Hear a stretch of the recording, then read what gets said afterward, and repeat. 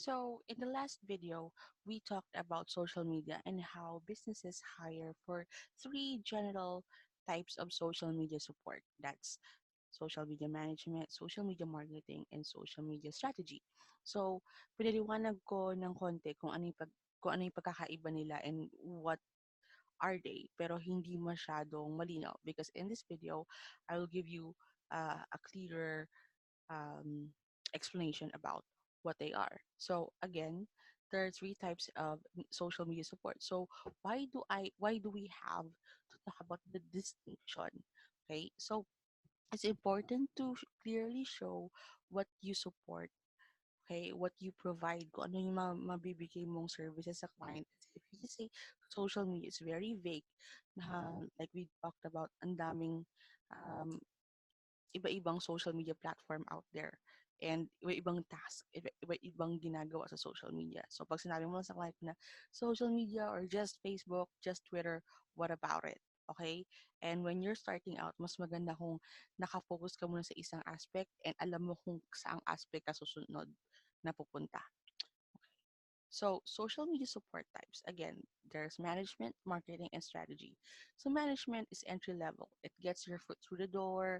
These are simple tasks, right? But when we say management, it's not just posting and hindi lang naman yun yung parang gagawa-gawa ka lang ng mga post mo lang sa kung saan-saan, copy-paste. No, not really. Although that is part of it, when we talk about social media management, this is the first line of support that customers, followers, and fans interact with.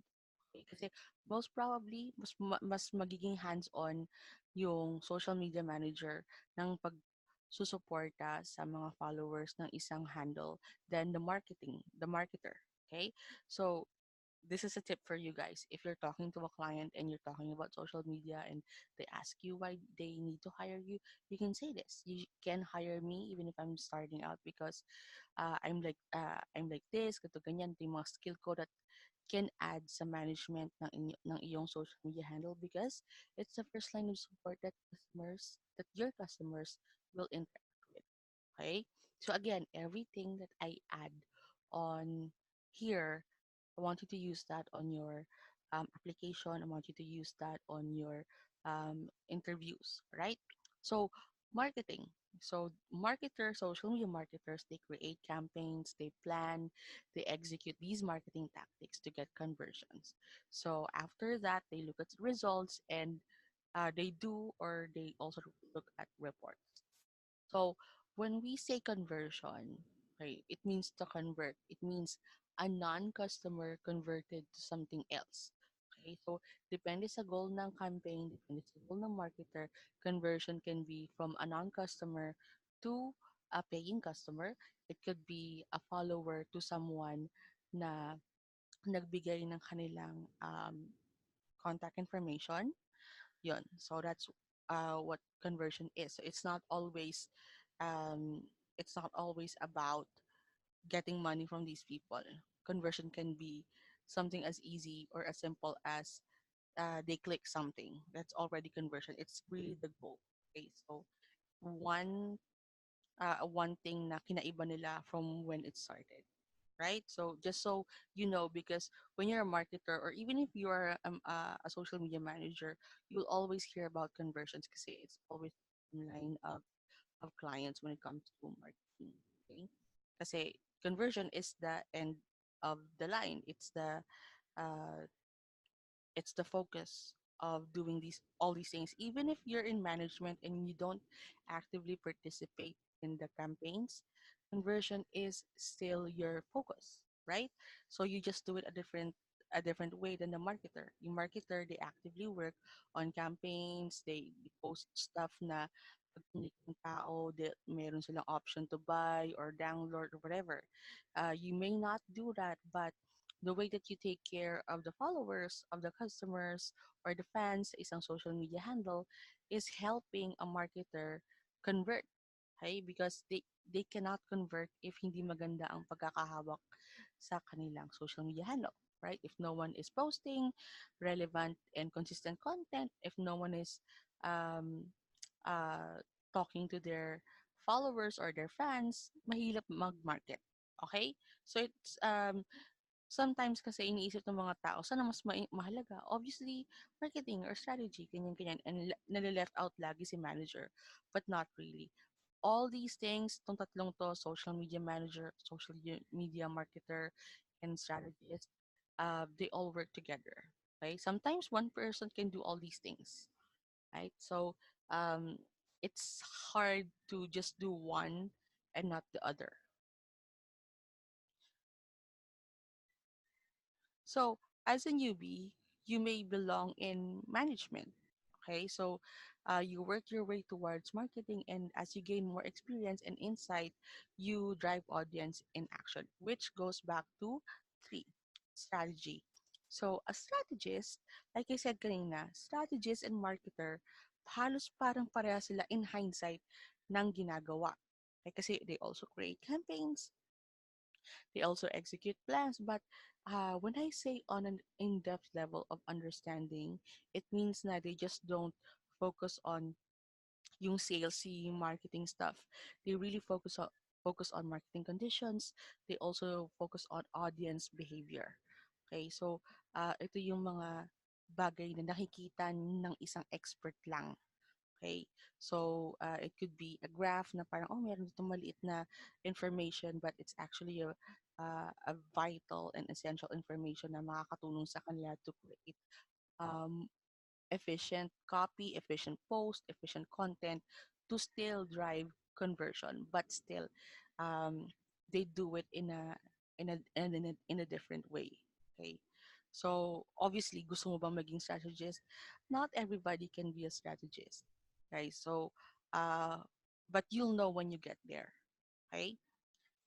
So as a newbie, again, sa management muna tayo mag-focus. So social media management is the process of managing a business's online interaction and content across social media channels like Facebook, Instagram, Twitter, LinkedIn, YouTube, and Pinterest. So when I say these website or social media sites, it's not always all of them at the same time.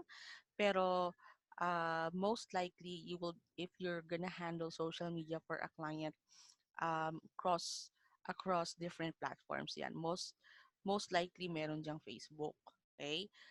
So sometimes naman Facebook lang ginagawa mo, pero minsan Facebook and Instagram partner sila. So whatever you post on Facebook, you also post that on Instagram. May iniiba ka lang kasi iba sila ng platform or iba sila ng tactics, pero same image, mga ganon. So it's important that you brush your knowledge sa mga platforms na 'to. And yes, it is possible na pwede ka lang mag-focus sa isa or dalawa na na social media platform, and it's not unheard of. And like I said before in the first parts of this course, having a niche or having a focus is really good for you as a virtual assistant.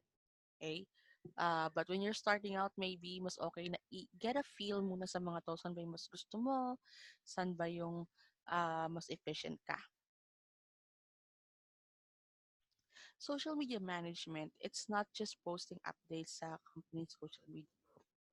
It also includes engaging with the audience ng business and looking for new opportunities to increase reach and visibility. So, hindi ka lang basta-basta nagpo-post. Actually, meron kang tinitignan ng mga reports din para malaman mo na, okay, nag-post ako ng ganito, mas maraming interaction, mas nagustuhan ng mga tao. Yung ganon, meron ding practicality and logic when it comes to managing social media. It's not just mindlessly posting updates. Actually have to um, look for or create relevant content and information, and really looking for kung ano yung kiliti ng mga audience. Okay? And that's what social media management is. Kaya nga sabi ko kayo na simple, but it doesn't mean it's easy. Okay? So, ito yung um, mga bagay na walang oras yung social media marketer or yung business owners para pansinin. So, ikaw ang papansin ito because you're in there. Uh, mas nakikita mo yung nangyayari. Okay, mas nakikita mo yung interaction ng mga tao sa'yo. So, actually, yung mga ginagamit ng marketer and strategist sometimes comes from you as a social media manager. Kasi you get to see these things and you get to tell them, hey, ganito ganyan, ganito ganyan. Or kind of ask you. Okay. So, what are the normal social media management tasks na ginagawa ng isang PA? So, there's scheduling and posting content. Curating means na hindi ka gagawa ng content but you look for it kasi it's almost all the time it's already there. Just have to look for kung ano yung bag para sa business, para sa audience.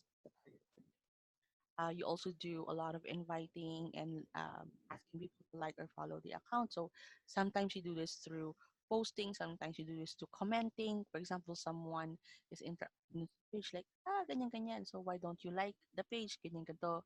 So may mga spiel yan, may mga, minsan may mga script yan. So minsan binibigay niya ng client. Okay? And there's, like on Facebook, you can actually click if someone likes your content and hindi pa nila nila-like yung page, you can, there's a button there na i-invite mo sila to like the page. Okay? So, responding to fans and followers, this is either through messaging or comments. You also engage with them. Okay, so kung meron silang, hindi kailangan na nagtatanong sila, but the fact that they tag people or they reacted, mas maganda mag-engage ka sa kanila. When it comes to management and social media, engagement is very important because it tells Facebook na, maganda pala tong ginagawa nitong page na to. Okay? So, Facebook will think na because this is really good content, mas ipapakita nila yung content ng social media handle mo to other people. Okay? So, there's also moderating public comments kasi not all the time na ang mag-comment dyan is people that you want for them to comment dun sa content mo. May mga spammers dyan. Okay, so importante na malinis kasi pag maraming spam, 'di ba? Yung bang may gustong information na mahanap yung prospective customer mo or audience mo, tapos hindi na mahanap dahil napakadaming spam. At pag may spam yun, minsan iniisip nila walang nag-aalaga dun sa page. Okay? So, again, social media increases a brand's visibility. Babalik tayo palagi dito kasi as a manager, ito yung pinaka-focus mo. Maging visible yung social media. And hindi lang visible na ako'y andyan, but as a social media manager, yung visibility na makikita ng mga audience na ito is good. Okay? So, you're always gonna be there to create good content, interact with them in a positive note. Okay, so I'll brush up with marketing tasks just so you know because some of you might actually be marketers. Baka nagkaroon kayo ng marketing or advertisement or PR na experience before. And it's actually something that you can use on social media. It's almost the same. Ang kinaibahan lang is yung technicalities and you will find that marketing advertising on social media is little easier in terms of mas madali mo nakikita kung ano yung mga nangyayari. Mas maraming mga reports na nakikita mo to create or make informed decisions. Right? So these are the basic marketing tasks. So they closely follow conversions and reports. They create plans to maximize audience reach, create ad campaigns. They create brand awareness. They also do content planning. So this is something na minsan ikaw ang gagawa if you're a marketer. And yung mga content na nilagay mo dyan, na pinlano mo dyan, uh, most probably, mas maganda kung at least quarterly meron kang content calendar. So, na specific day, time ng isang month, maglalagay ka kung anong klaseng content yung kailangan i-share. Okay? That's how you plan for content. Ganun siya ka specific. Okay? So, at least quarterly. So, at least 3 months. So with the clients that we work with, we create 6 months for them worth of content planning. So when we create content plans, does that mean na hindi na pwedeng gumawa ng ibang content? No, not really. Most probably ang nilalagay namin sa mga content plans is yung mga pinaka-skeleton na basic na kailangan andoon na mga content, tapos isi-schedule na namin yan, and then all throughout the year, depende sa kung ano nangyayari, we post more, may ibahin kami, mga ganun. So it's movable, pero having a content plan na in advance helps the business focus doon sa content nila. Mas may uniformity, may consistency. Okay? So they track results and they also track competitors. They also create headlines and copy. So headlines yung mga nakikita agad ng client na mga tagline, mga ganon, yung mga header. Copies naman is yung caption na will help uh, the audience take action sa content na ginawa. We'll also dive into what is copywriting later in this course. So, strategy. Again, in hindsight, it almost sound the same with marketing, but strategists, they create plans and execute well-laid strategies to reach more target audience, to increase brand awareness, nurture brand loyalty, they connect with followers and current customers. So when we say connect with followers and current customers, they create strategies for this. They create plans for this na most probably ang nag-execute is yung social media manager. Okay? They track results. They ask the social media manager mga questions or ask them to fill out reports, create reports, or send them updates. They create compelling headlines and copies to get people to take action. Okay? Um, Almost the same sa marketing, but strategists, they focus more on behavior rather than yung technical or yung sa social media. You already know that. Alam na nila lahat ng alam ng social media marketer. But what sets them apart is alam nila ang isip ng um, target audience. Okay, so they're more on behavioral. So strategists, they focus more on the behavioral side of marketing. They make in-depth reports and research about the market segment of the business, and they make necessary adjustments to change a person's behavior. Parang medyo weird siya pakinggan to change a person's behavior, but uh, this happens all the time. Remember, kapag let's just use Facebook. Di ba nakakita ka minsan ng sponsored ads of Jollibee or McDo? And then yung sponsored ad is a video. And then sa video, wala naman silang link or whatever to para umorder ka na. They don't even ask you to order, 'di ba? Pero yung video na yon is something heartwarming, 'di ba? Or cheesy or nakakaiyak or nakakilig, 'di ba? And that changes your perception about fast food. Hindi lang siya, oh, I'm just gonna eat fast food because I'm hungry. But you actually think of Jollibee as a place to spend time with your family, 'di ba? But if they did not do that, you'll just think of Jollibee as a fast food restaurant and nothing more. That's how they change people's behavior. Right? That's a strategy. We just don't see it right away. Right? So a marketer focuses on the technical side of things. A strategist, they focus on the human side. So remember, having these three types of social media support is just to give you an idea of the responsibilities. So makaka-help you on uh, to divide your skills and learning. Okay, so this is not a clear cut na sinasabi na namin na, oh, pag sinabing manager, ito lang, gato, ganyan. Okay, so all these things is just for you to not confuse the client as to what you offer. Okay, clearly showing what you intend to do for them makes it easier for them to see the value of what you offer and sets their expectations properly. You do not want to be hired and find out that you and the client you have a different expectation doon sa job because that will make for a very bad client experience and sumakit lang yung ulo mo, nagsayang ka ng oras and worse baka mamaya bigyan ka ng pangit na feedback. Okay? And this is just to give you an idea. In some cases, no, one person nag-overlap yung marketing, management, and strategy sa kanila. Like I said kanina, sometimes one person can do all these things. Okay? But it's just when you talk to the client and they ask what you do, mas maganda na alam mo kung ano yung sinasabi mo. So most virtual assistants, they opt to call themselves manager or marketer depending on what the client may need. So in some cases, you can call yourself a social media manager because that is what the client needs, or you can call yourself a social media marketer because that is what the client needs. And you will know when to use those terms.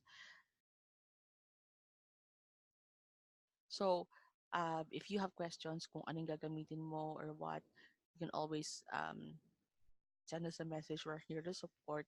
But how do you know talaga what they need? Again, going back, it's always about asking the right questions. You have to interview the client. You have to know about their business. Hindi lang yung tipong this is the job ad, tas yung ka na.